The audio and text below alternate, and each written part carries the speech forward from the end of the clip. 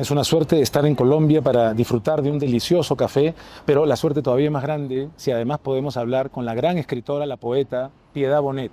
Vamos a conversar de su más reciente libro, ¿Qué hacer con estos pedazos? Una historia que gira alrededor de Emilia, una mujer en sus 60 años que decide, en realidad su esposo decide, remodelar la cocina. Algo tan trivial, sin embargo, da paso a una revisión profunda de su vida, a un cuestionamiento sobre si ha valido la pena o no, o qué sueños tiene todavía pendientes cuando siente que todo se ha venido abajo. ¿Qué hacer con esos pedazos antes de lo que podría llamarse el último acto de la vida de una persona? Sobre eso hablaremos con Piedad Bonet y espero que disfruten mucho de esa conversación.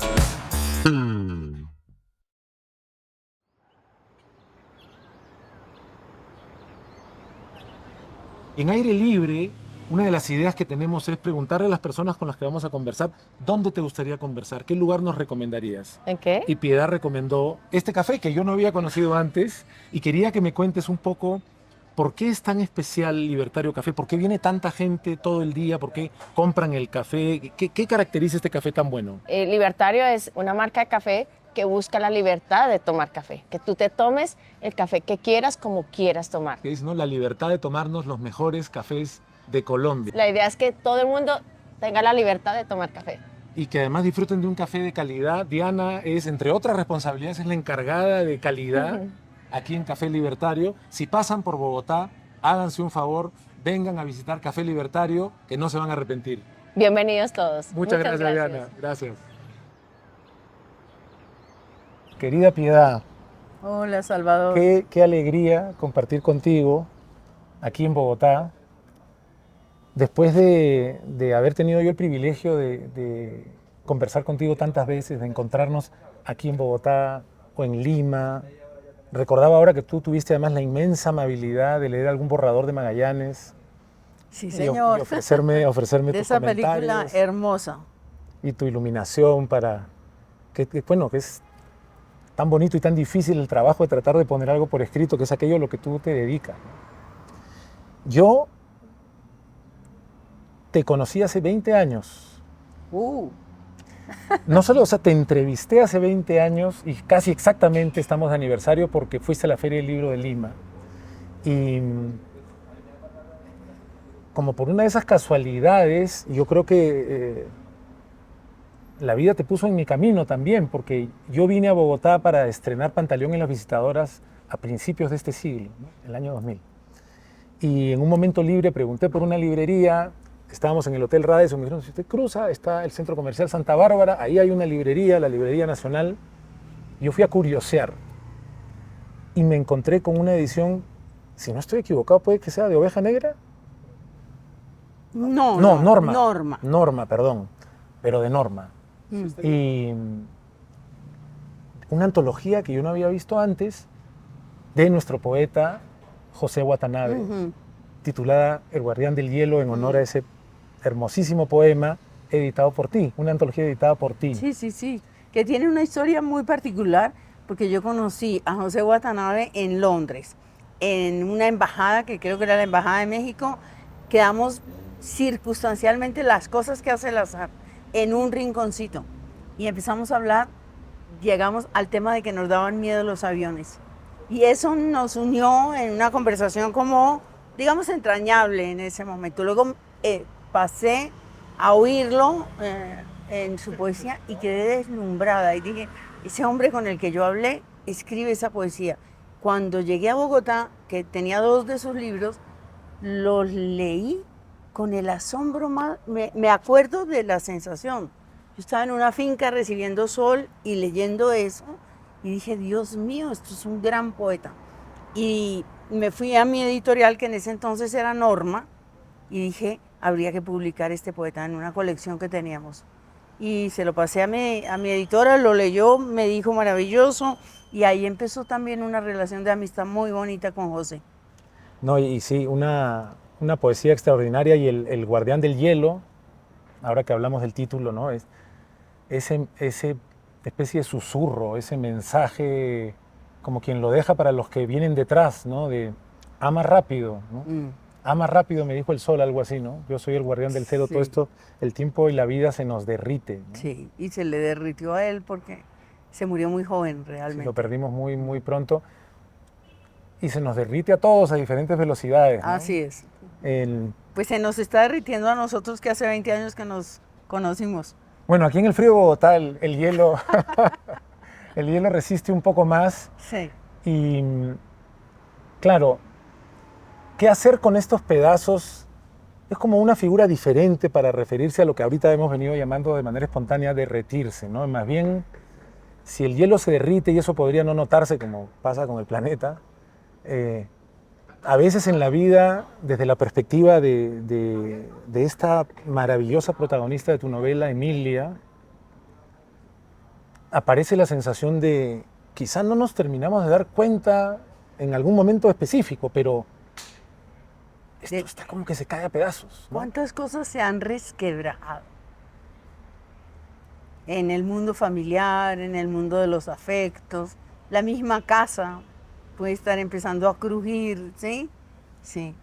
Pero hay de pronto una epifanía, como mirar alrededor y decir, oh, ¿qué hacer con estos pedazos?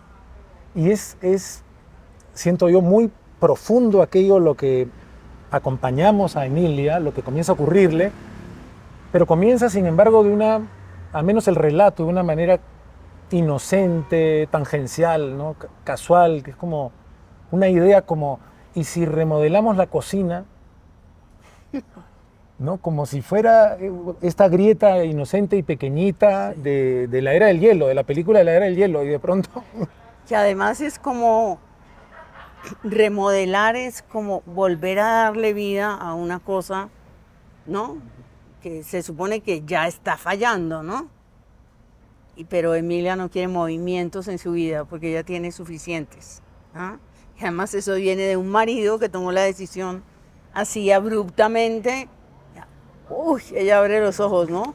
Madre mía, remodelar una cocina. No se alcanza a imaginar lo que esa remodelación va a causar en su vida.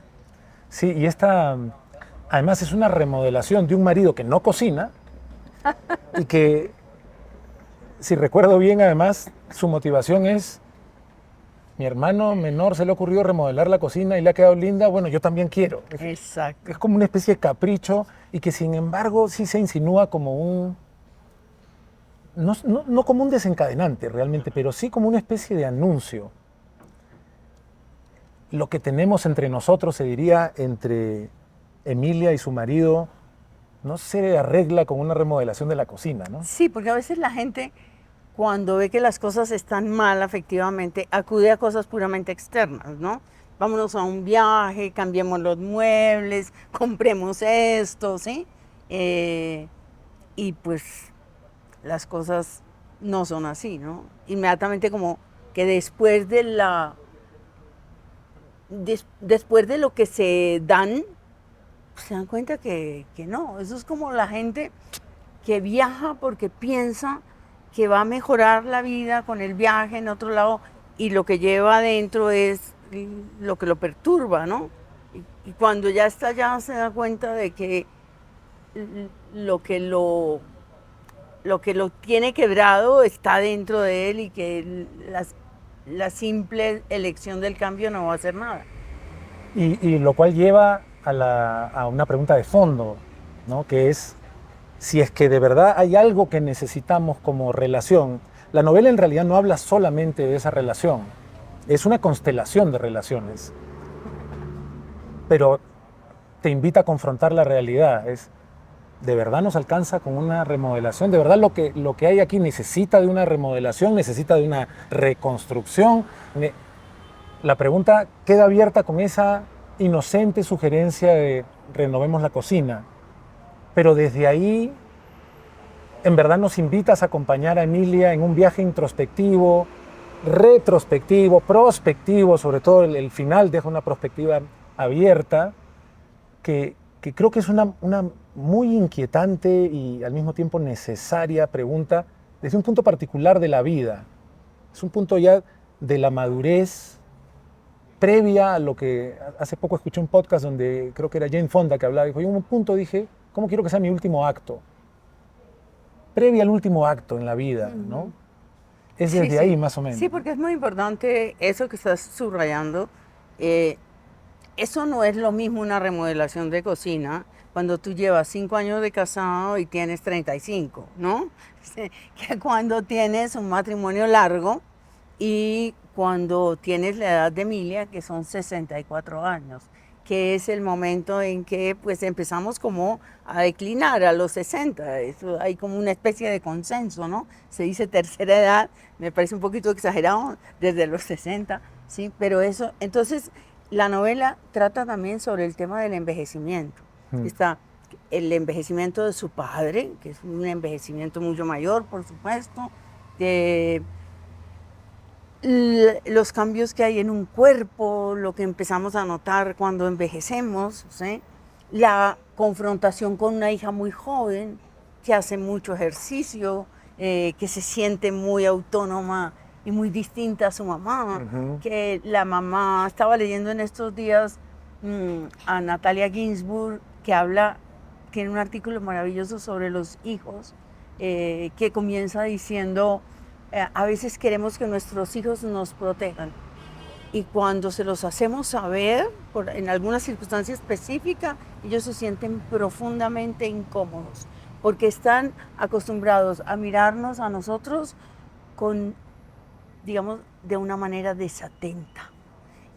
Me gustó esa palabra porque es como, no es sin afecto, sino con un afecto que está ahí como absolutamente naturalizado, pero me importa poco lo de la madre, ¿sí? O lo del padre.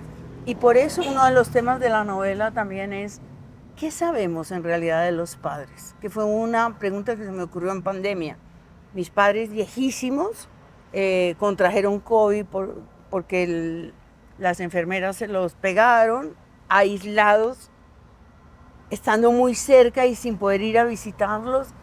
Y de pronto me vino la idea, ¿y si mueren? Porque podían morir uno tras otro, tenían 90 y pico de años, ¿no? Y dije, de mi madre sé más, pero de mi padre realmente qué sé. ¿Qué sé de esa infancia?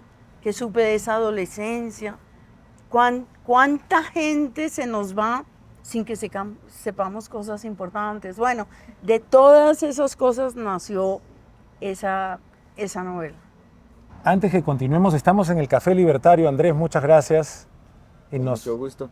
Nos están consintiendo con el delicioso café que tienen aquí. Acá está el hablador. Café colombiano de verdad, porque este sí es de verdad. Venga del café. Y los dos.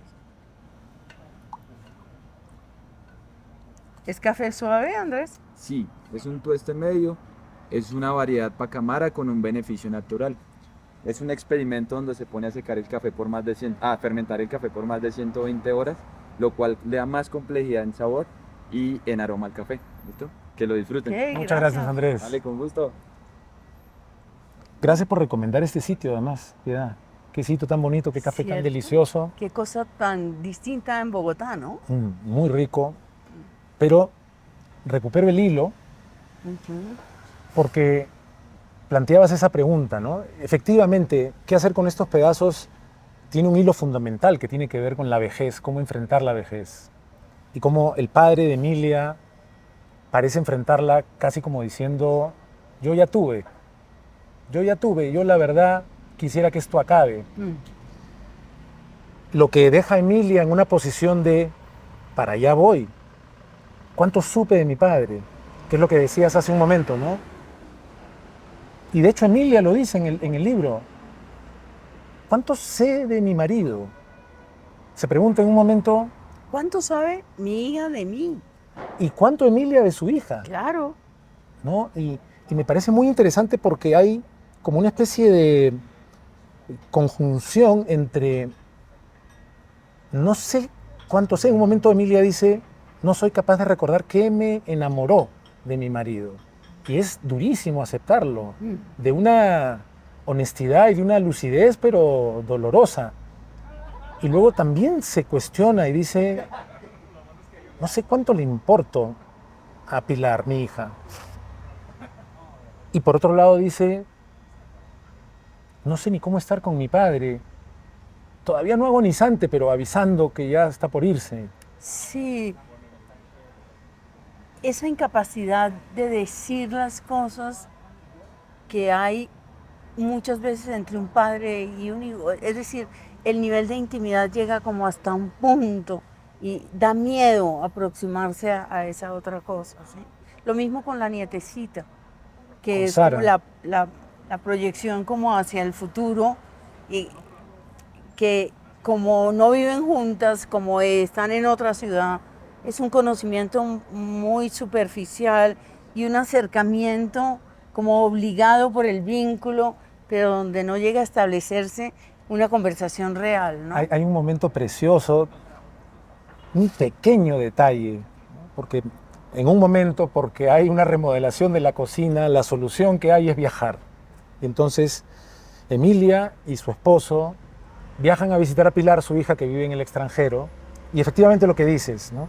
Está la nieta a la que Emilia no sabe cómo acercarse para generar este vínculo difícil realmente de construir, y la hija parece tener una vida perfecta, socialmente perfecta, profesionalmente perfecta, ha salido a hacer ejercicio, y de pronto Emilia menciona un pequeño detalle. Sara, la niña que parece salida de un cuento de hadas, menciona, se nota que se muerde y se come las uñas. Y decide, sin embargo, Emilia no decir nada al respecto. Sí, para no entorpecer con su mirada esa belleza que no sabe si es real o aparente, ¿no? Porque evidentemente ahí hay una pequeña oscuridad. Un síntoma de algo. Sí, un síntoma. Y quizás sea... Estas conversaciones además tratamos de tenerlas sin spoilear, ¿no? sin arruinarle, Sí, claro, claro, obviamente. el disfrute de las personas que leerán. Claro. Pero efectivamente, ese pequeño detalle que no tiene hitos previos ni posteriores es un adelanto de lo que pasará con Pilar, con la hija, ¿no? Sí, así es. Pero también quería mencionar esto de que así como no sé si conozco tanto a mi padre, de hecho la madre ya fallecida de Emilia tampoco la conoció tanto hasta un punto en el que se le acercó al final, no conozco tanto a mi marido, no sé tanto de mi hija, parece ir en paralelo con otro verbo que tiene que ver con el título y un hilo fundamental de la novela, que es el verbo romper. Y hay otro momento en que Emilia dice, hay un capítulo que comienza con una frase, no sé si literalmente así, casi como tantas veces tenemos ganas de romper con todo. Y luego dice, romper con mi marido, romper con mi padre primero, con mi marido, incluso romper con mi hija. Hay en Emilia un deseo de romper, o al menos un cuestionarse, pero se siente como uno de los motores también principales de esta historia. ¿Lo sientes así? Sí, porque lo que digo es que estoy hablando de la familia y de todo lo que implica una familia, eso está en la raíz de la literatura desde los griegos. Ya nosotros vemos en las grandes tragedias, digamos, conflictos profundos entre padres e hijos, entre hermanos, etcétera. Luego si damos un salto a Shakespeare nos vamos a dar cuenta que es la familia también, Rey Lear, por ejemplo, las hijas, luego Papá Goriot en Balzac. La familia es el núcleo de un montón de conflictos en la literatura más importante, ¿no? Entonces, y me interesa mucho el tema de el otro, cuando es muy próximo, te pone el límite y te incomoda, ¿sí? Pero como respetamos tanto esos vínculos, pues reaccionamos, digamos, civilizadamente en la mayoría de los casos, y el silencio puede ser una de las constantes y de las maneras de no causar fricciones, ¿no? Entonces, me interesaba el deseo profundo que a veces sentimos de romper, porque es el deseo de la libertad, de que todo este prójimo vuele y yo esté aquí con una circunstancia creada por mi propia voluntad y no por algo que me ha sido impuesto desde siempre sin elección posible, ¿sí? Esos pensamientos secretos que a veces tenemos, ¿no? Que me gustaría romper definitivamente con tal personaje de mi entorno, ¿sí? Que genera culpa, porque yo creo que esta es una novela también sobre la culpa, porque hay una hermana muy diligente que se ocupa de absolutamente todo con los padres, pero claro, la persona muy buena te hace sentir lo buena que es. Sí. Inmediatamente Es fascinante el personaje. crea como una pequeña rabia en el que siente que no es tan bueno, pero también una culpa, ¿sí? Y ese personaje que es Emilia hace esfuerzos para superar esa culpa y para cumplir. Hay otra cosa que es el trabajo, porque ella está inmersa en el trabajo. Y también el tema del egoísmo, ¿no? Y el egoísmo familiar. Entonces hay un hermano que no aparece nunca. Y yo quise aquí hablar de los géneros, porque cualquiera sabe que en la mayoría de las familias las que cuidamos somos las mujeres. Y que a los hombres hay que rogarles mucho para que hagan una serie de cosas en relación con los padres y bueno, etcétera. Ahora, pero Luciano es el hermano, si no me equivoco. Sí. Luciano no solamente se desentiende de estos cuidados habituales, domésticos, difíciles, que si no estoy mal es Angélica, la hermana de Emilia, Angélica, que es como este ángel de la guarda, pero que además se pone su letrero de yo soy el ángel de la guarda. Efectivamente quiere que su piedad y su solidaridad sea muy notoria, como desplazando a Emilia. Sí, también una necesidad de control y de... es un reclamo de amor también. Es decir, yo cuido, ustedes me tienen que amar a mí más que a los otros, porque yo hago mis méritos. Y como dices tú, ¿no? El vínculo es un vínculo de conexión, pero también es un vínculo de tensión, y en algún momento lo dice literalmente en la novela, los vínculos pueden ser unos grilletes. Y todo eso es al mismo tiempo, con diferentes intensidades. Pero Luciano parece, o sea, no solamente se desentiende, sino que está en Qatar o en algún lugar lejanísimo, realmente se marchó. De alguna manera optando por el sueño que Emilia no se permite. Claro. ¿No? O sea, fantasea. Es que Luciano no tiene... No. Ha pasado esa línea que nos mantiene en contacto cuidador con el viejo, o con el que sea, o con el enfermo, o con el desvalido. Y una vez se cruza esa línea, se conquista una libertad absoluta que es, me encojo de hombros, allá tú, háganlo ustedes, ¿no? Y por eso se me ocurrió en ese momento, que no vamos a decir cuál es, ¿no? Pero no, en un momento crítico, él está por allá. Y llega tardísimo cuando ya no hace falta que esté ahí. Sí. Me pregunto también hasta qué punto Emilia se revisa del todo, ¿no? Porque hay una introspección muy profunda y honesta, pero me da la impresión de que Emilia encuentra el problema en el marido. Hay una cantidad de rasgos del marido, de ser irritable, de no estar tan atento. Hay un momento muy interesante en el que de pronto viajan y parece alegrarse y renovarse, y Emilia dice, quizás soy yo la que ha estado fallando, porque acá está él y no pasan ni 5 minutos y le pregunta, ¿qué te pareció el libro que te presté? Y otra vez está irritable y arisco y arrinconando. Pero igual con el padre, del que hay recuerdos muy duros, lo mismo con Pilar, la hija, y luego hay un punto en que dice, muy bien Emilia, pero entonces ¿tú qué? Sí, hay un epígrafe de Susan Sontag que no recuerdo exactamente cuál es, pero la pregunta es, ¿y si de pronto tú eres la causante de todo? ¿No? Sí, porque tienes 3 epígrafes, ¿no? Uno es el infierno son los otros, el infierno soy yo, pero yo no soy nadie o algo así, ¿no? Sí, porque eso tiene que ver con el punto de vista narrativo que elegí. Porque si te das cuenta, yo elegí una tercera persona. Yo venía de una novela en primera persona, que es Donde nadie me espere, que es un muchacho que cae en la indigencia, un jovencito, un hombre de 30 años realmente. Venía de escribir Lo que no tiene nombre, que es donde estoy yo como la madre de mi hijo. Él es el protagonista, pero el punto de vista es mío, ¿no? Yo necesitaba cambiar. Entonces escogí la tercera persona. No quería que Emilia fuera la que hablara, porque no podríamos desentrañar totalmente quién era Emilia. Yo necesitaba una tercera persona que la mirara y también la pusiera un poquito en cuestión a ella, ¿sí? Entonces, el mundo en mi novela está visto a través de los ojos de Emilia. No es un narrador omnisciente, ¿sí? No sabemos sino lo que Emilia ve de los demás, pero el narrador sí puede ver a Emilia.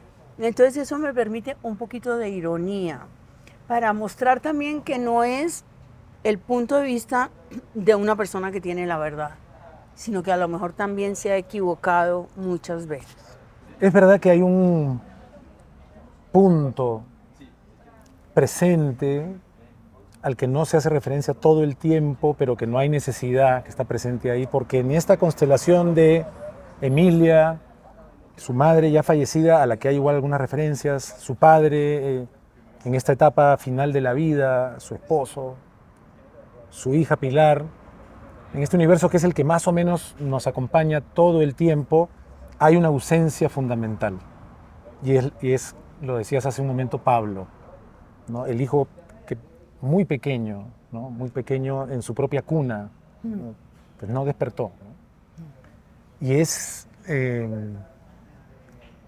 no hay necesidad de que se mencione más. Es tan poderoso lo que se transmite, tan poderosa la experiencia, que uno siente que Emilia lleva, usas en algún momento una frase muy linda, también sobrecogedora, que es algo así como, hay como una pena que tomó nido en su pecho, que hizo nido en su pecho, ¿no? Y que a veces incluso esa ave aletea adentro, ¿no? Y yo tengo la impresión como lector de que hay una conexión muy poderosa con Emilia y con lo que es decir, como si en un solo rincón del pecho a Emilia se le acumularan más de un duelo, ¿no? El duelo de Pablo, que es vitalicio. También incluso ella dice en algún momento el duelo de Luciano, el hermano que distante, pero querido. Y en un momento incluso, dice la narradora, ¿no? Dice, también se le hace duelo a los vivos por esa distancia, ¿no? Pero me da la impresión que incluso más allá hay una conexión con quizá la muerte entendida de otra forma respecto a la propia Emilia, como la vida que no se terminó de permitir. Oye, es que me estás sorprendiendo.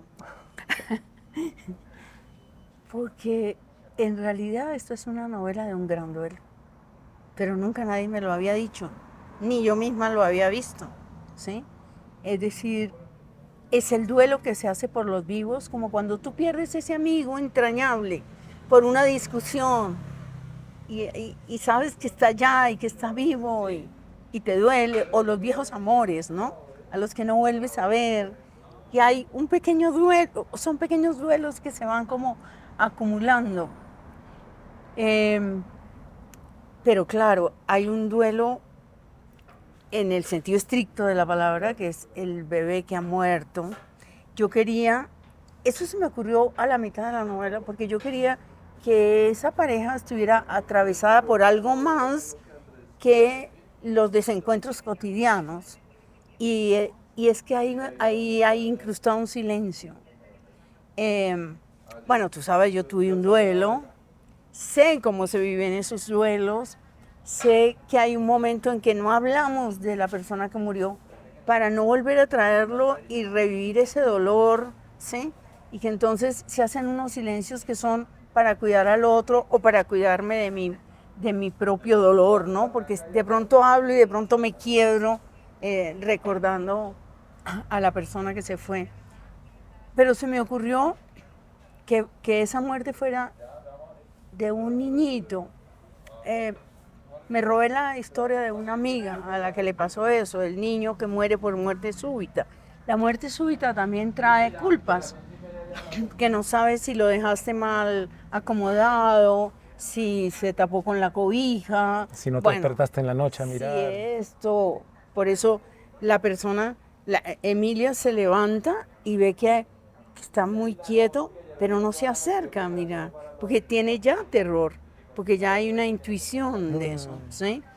Pero luego es posible que haya reproches mutuos, ¿no? Que es lo que pasa cuando hay un duelo de esa naturaleza. Entonces yo quise que hubiera esa sombra ahí, ¿no? Es esta cosa que está por debajo, que los une y los separa a la vez. Y que también es un duelo que se percibe, aunque le dediques poco más de un párrafo nomás a esto, pero es un párrafo también creo que crucial respecto de el impacto que sentimos que la súbita muerte de un Pablo tan pequeño tuvo en su hermana. Que tenía 8 años, si no estoy mal, sí. O 7, ¿sí? Y claro, para un niño de 8 años perder al hermanito, porque muestro que había, pues, lo que pasa con los niños, ¿no? Que se los abraza, se juega con ellos, y de repente este niño desaparece, y esta hermana también lleva ese dolor, pero no lo expresa nunca, porque eso ya es un episodio lejano, ¿no? Pero que le deja a uno como lector la sensación de que es inevitable pensar que parte de lo que pasa con Pilar, que parece tener esta vida tan perfecta, tiene como alguna de sus raíces al menos este trauma, ¿no? Hay otro en tu texto tan bello, tan duro y conmovedor de Lo que no tiene nombre, que es por la muerte de tu propio hijo, y que necesitaríamos otra conversación para ahondar. Lo titulas como con esta especie de resignación del lenguaje. No es por falta de un término, es que el término falta porque el lenguaje se rinde ante experiencias de esa magnitud, ¿no? Pero me pareció notar, y esto me parece que es como algo menor, pero el marido de Emilia no tiene nombre. Y creo que es inevitable. Yo le había puesto un nombre. Ah, sí, se lo borraste. Se llamaba Luis.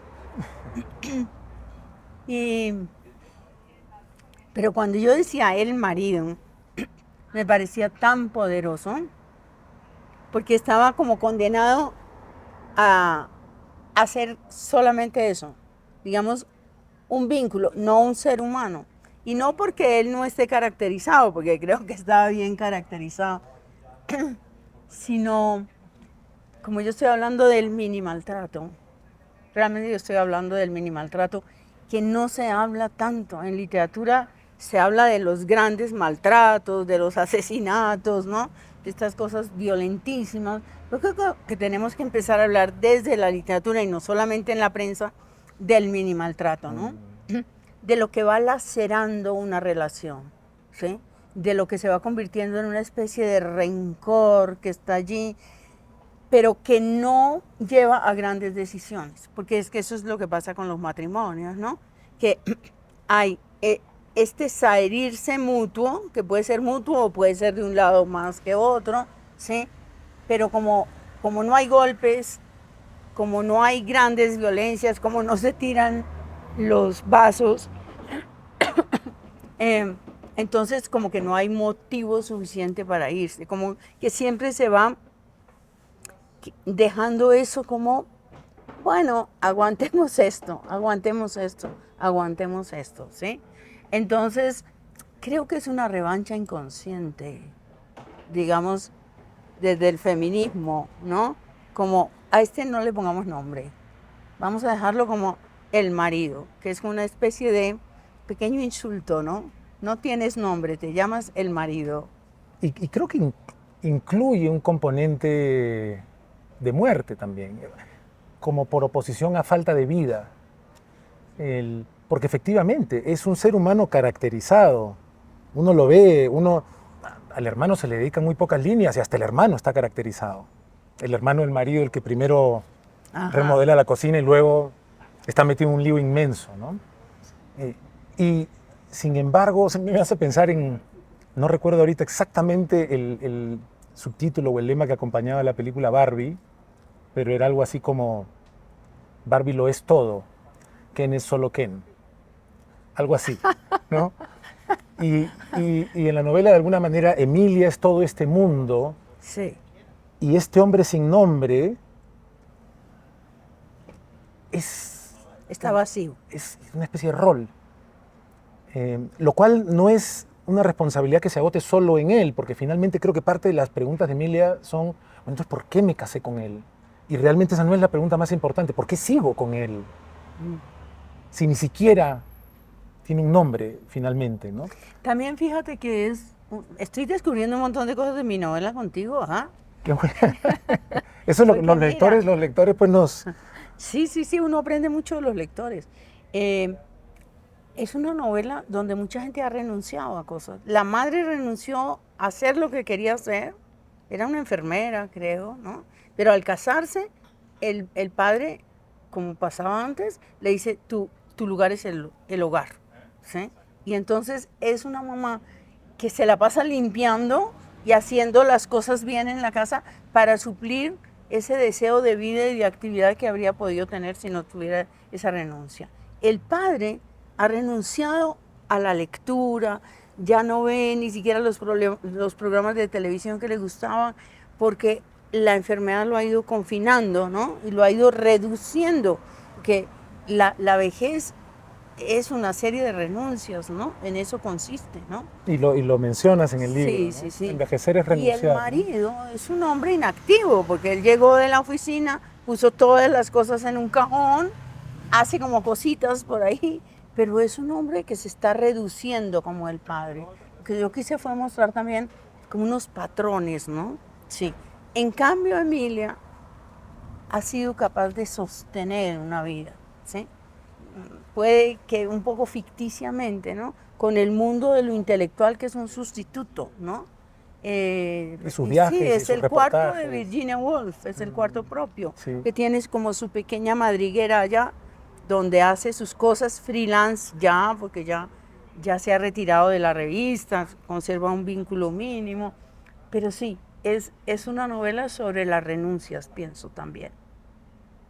Como es una novela sobre la vida de Emilia y sobre la vida de su grupo, es al final una novela sobre la vida y es cierto, como dices tú, es una novela sobre la vejez, es una novela sobre el duelo, es una novela sobre una cantidad de anhelos no necesariamente atendidos, pero también es una novela sobre la experiencia femenina.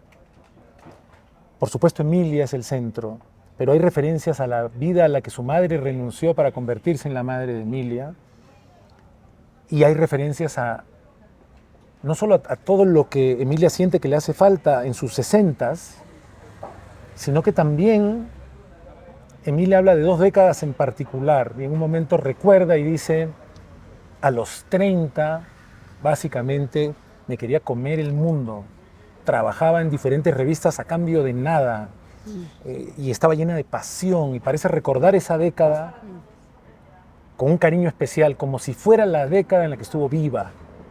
Ya a los 40, dice, deambulaba por un centro comercial hasta tarde, solo para no tener que llegar a casa. Entonces ya en esa bisagra de la vida, que ni siquiera es a la mitad de la vida, hubo un cambio. Pero no solo habla de eso, ¿no? Habla de experiencias de violencia con su padre, de bofetadas que la dejan sangrando, incluso cuando ya ella era una madre reciente, y habla también de un novio en particular que, como que representa, según nos cuentas, quizá más de un novio con aires intelectual, no necesariamente demasiado profundos, pero que no se tardan mucho en revelar un aspecto violento. Brutal incluso, llegando digamos, esto sería, no sé si en los 70s, en la vida de Emilia más o menos, pero siendo una pareja con la que tenía, con la que convivía, de la que además estaba esperando en ese momento una criatura, tiene una violación. Hay una violación. Entonces, en medio de todo lo que vemos un viaje, vemos una remodelación de una cocina, vemos una muerte, sabemos de otra muerte, vemos bofetadas, vemos violaciones dentro de una relación de pareja. Hay todo, es como un ramillete de experiencias de lo femenino también, que incluyen la postergación, la violencia, también incluso la decisión de abortar. Es extraordinario lo que uno se lleva como lector, es el álbum de una vida con una enorme cantidad de cosas que tienen que ver con la experiencia de lo femenino, ¿no? Pues sí, mira qué sentido en los últimos tiempos. Pues yo considero que yo fui feminista siempre, pero no militante. Porque las militancias como que nunca me han atraído, siendo muy política desde muy joven, rechacé estar como digamos en grupo, ¿no? Haciendo militancia, ¿sí? Me parece que la literatura es un lugar maravilloso para la militancia, porque lo hace en grises, no lo hace en blancos y negros, ¿sí? Y no lo hace panfletariamente, sino también dándole la oportunidad, digamos, al victimario, ¿no? De que se conozca su historia y se entienda por qué puede llegar a ser un victimario, digamos, en ciertos momentos. Pero mientras escribía esta novela y ahora con lo que estoy haciendo, me doy cuenta de que estoy mucho más beligerante con ese tema. Quizá también porque en el mundo eso es una especie de latencia tremenda, ¿no? Lo que se ha armado ahora con Rubiales y el beso no consentido, ¿no es cierto?, con Jenny Hermoso. Lo muestra, ¿no? Como todo el mundo pendiente de cosas de esa naturaleza y como una conciencia profunda que no había antes. Pero creo que en mí se ha centrado la conciencia feminista y la beligerancia y el deseo de demostrar qué tan sinuosas y tan ocultas pueden llegar a ser también las violencias masculinas, ¿no? Y cómo está incrustada en la cabeza de muchísimos hombres una naturalización total de eso que Rita Segato llama la dueñidad, ¿no? Que es dueño de cuerpos y territorios, ¿no? Sí, que yo te puedo tocar si me da la gana, claro, con las estrategias del caso, ¿no? Yo te puedo poner la mano aquí diciendo que te quiero mucho, ¿sí? Y luego ponerte la mano en el muslo diciendo que te quiero mucho. Entonces, como que se ha despertado en mí un deseo de... tú dijiste la antesala del último acto ahora, ¿no? Yo estoy en la antesala de mi último acto, ¿no? Y cuando uno llega a cierta edad, tiene siempre miedo de que la muerte pueda llegar abruptamente. A un escritor, o por lo menos a mí, le da mucho miedo que su obra quede inconclusa. Yo siempre, cuando estoy escribiendo un libro, ni siquiera quiero viajar. Quiero aprovechar hasta el último segundo, porque digo, no quiero que esto quede inconcluso. Es muy soberbio, ¿no? Pensar que al mundo le hace falta la obra que uno está haciendo, ¿no? Pero es como que cuando uno se muere, pues es natural que queden un montón de seres a los que amó y con los que habría querido estar más tiempo. Pero esa obra que lo llama uno diariamente, sería muy triste que se quedara ahí con sus 80 páginas escritas y que un editor no la pueda publicar porque no tiene fin. Me haces pensar en, efectivamente, esta beligerancia que ha ido cobrando globalmente más fuerza, más presencia, más constancia, ¿no? Más recurrencia, tiene una relación también con el título. ¿Qué hacer con estos pedazos? Da una sensación casi accidental. Es como que alguien caramba, esto se vino abajo, ¿y ahora qué hacemos? Mientras que esta beligerancia más bien está queriendo quebrar todas estas cosas que tendrían que venirse abajo, hacer pedazos esto que oprime, que margina, que silencia, ¿no? Mira que la novela, ¿sabes cómo se iba a llamar? Romperlo todo. Ese fue, digamos, uno de los títulos posibles que yo tenía. Yo separé un poema de Cavafis que siempre me llamó mucho la atención y que no es Regreso a Ítaca, y que le encontré una relación con tu novela que se llama El Fortalecimiento o Fortalecimiento. Dice, quien quiera hallar para su espíritu fortalecimiento habrá de abandonar respeto y sumisión. De las leyes algunas puede mantener, pero transgredirá la mayor parte de leyes y costumbres y dejará aparte la débil corrección convencional. Y del placer podrá infinitas cosas aprender. No tendrá miedo al acto de la destrucción. Medio edificio tiene que caer. Podrá así con virtud crecer en el conocimiento. ¡Qué lindo! ¡Qué belleza! Es estremecedor, literalmente, ¿no? Es contra la conformidad. Contra la convención, Y al mismo tiempo quería también terminar nuestra conversación haciendo referencia a la portada del libro. Porque uno escucha qué hacer con estos pedazos, pero cuando ve la portada, lo que ve es el cascarón de un huevo hecho pedazos. Lo cual vincula la sensación del título, de que algo se ha terminado y venido abajo, con la sensación de que hay un nacimiento. Porque si la cáscara de un huevo está resquebrajada, es que hay algo que está entrando al mundo, ¿no? Y me da la impresión de que hay un hilo delgadito, sutil, muy elegante a lo largo de toda la novela, que tiene que ver con eso y que se manifiesta finalmente en Pilar. Hay como un anhelo enorme no atendido en Emilia, nuestra protagonista. De renacimiento. De renacimiento que finalmente, a su manera, Pilar, su hija, sí lleva a cabo. Y en un giro muy lindo, renueva la cercanía con su madre. Sí. Por primera vez, ella le dice, te quiero mucho, ¿no?